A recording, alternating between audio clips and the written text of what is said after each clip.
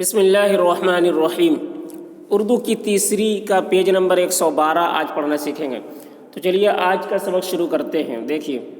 جواں مردی کا کام، جواں مردی کا کام، جواں مردی بہادری دلیری کا کام، اسی کو نظم کے سانچے میں ڈھالا ہے۔ دیکھیے، تھا کسی ملک میں ایک دولت مند، تھا کسی ملک میں ایک دولت مند، حق نے 3 اس کو دیے تھے فرزند، حق نے 3 اس کو دیے تھے فرزند، حق یعنی اللہ تعالیٰ نے اس کو 3 بیٹے دیے تھے۔ دور و نزدیک تھا گھر گھر چرچا، دور و نزدیک تھا گھر گھر چرچا، باپ بیٹوں کی جواں مردی کا، باپ بیٹوں کی جواں مردی کا، باپ ہوں جن کے مروت والے، باپ ہوں جن کے مروت والے، بیٹے پھر کیوں نہ ہوں ہمت والے، بیٹے پھر کیوں نہ ہوں ہمت والے، ہو چکا عمر کا جب سرمایہ، ہو چکا عمر کا جب سرمایہ، ایک دن باپ کے جی میں آیا، ایک دن باپ کے جی میں آیا، گھر ہے تکرار کا یہ دولت و زر، گھر ہے تکرار کا یہ دولت و زر، مشترک چھوڑ مرے اس کو اگر، مشترک چھوڑ مرے اس کو اگر۔ ایک دن اس بادشاہ کے اس دولت مند کے شخص میں آیا کہ مرنے کا ٹائم ہے، اگر ہم یوں ہی مر گئے تو یہ سارے دولت کی وجہ سے بیٹے آپس میں لڑیں گے جھگڑیں گے، اس وجہ سے کیوں نہ بیٹوں کے درمیان تقسیم کر دیا جائے اپنی ہی زندگی میں۔ کہہ رہے گھر ہے تکرار کا یہ دولت و زر، مشترک چھوڑ مرے اس کو اگر، جلد ہو جائے کہیں یہ تقسیم، جلد ہو جائے کہیں یہ تقسیم، آخر ایک روز ہے مرنا تسلیم، مرنا تسلیم، بس کہ تھا اس کو بہت فکر معال، بس کہ تھا اس کو بہت فکر معال، ایک دن بیٹھ کے سب مال و منال، ایک دن بیٹھ کے سب مال و منال، ایک گرا نمایاں جواہر کے سوا، ایک گرا نمایاں جواہر کے سوا، تینوں بیٹوں کو وہیں بانٹ دیا، تینوں بیٹوں کو وہیں بانٹ دیا، صرف ایک جوہر، ایک بہت ہی قیمتی جوہر اپنے پاس رکھا، باقی سب کچھ اپنے بیٹوں کو بانٹ دیا۔ اس کے بعد کیا کہا؟ پھر کہا ان سے کہ اے اہل ہنر، پھر کہا ان سے کہ اے اہل ہنر، باپ کی جان فدا ہو،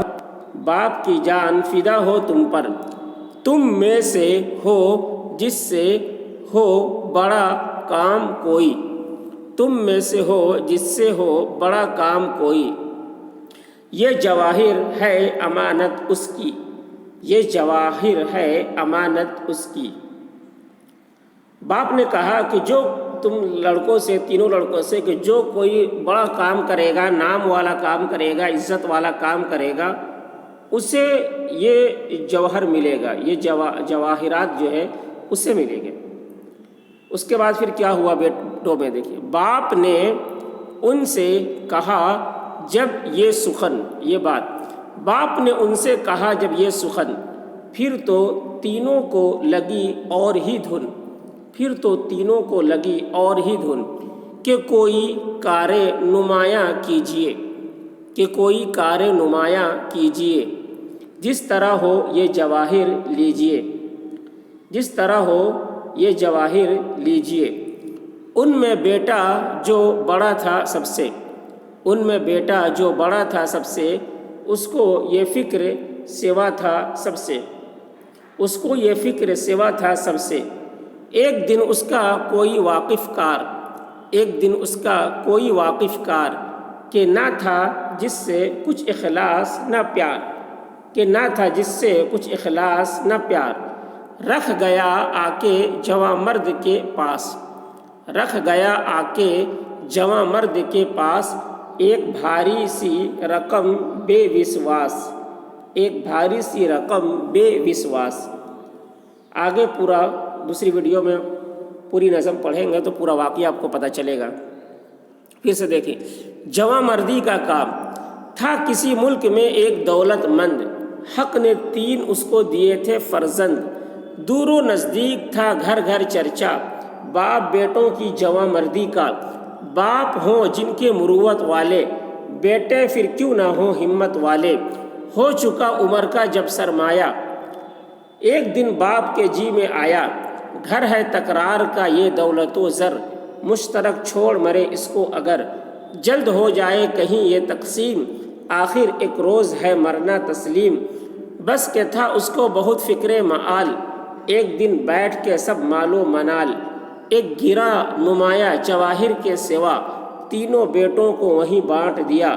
پھر کہا ان سے کہ اے اہل ہنر، باپ کی جان فدا ہو تم پر، تم میں سے ہو جس سے ہو بڑا کام کوئی، یہ جواہر ہے امانت اس کی، باپ نے ان سے کہا جب یہ سخن، پھر تو تینوں کو لگی اور ہی دھن، کہ کوئی کار نمایاں کیجئے، جس طرح ہو یہ جواہر لیجئے، ان میں بیٹا جو بڑا تھا سب سے، اس کو یہ فکر سوا تھا سب سے، ایک دن اس کا کوئی واقف کار، کہ نہ تھا جس سے کچھ اخلاص نہ پیار، رکھ گیا آ کے جواں مرد کے پاس، ایک بھاری سی رقم بے وشواس۔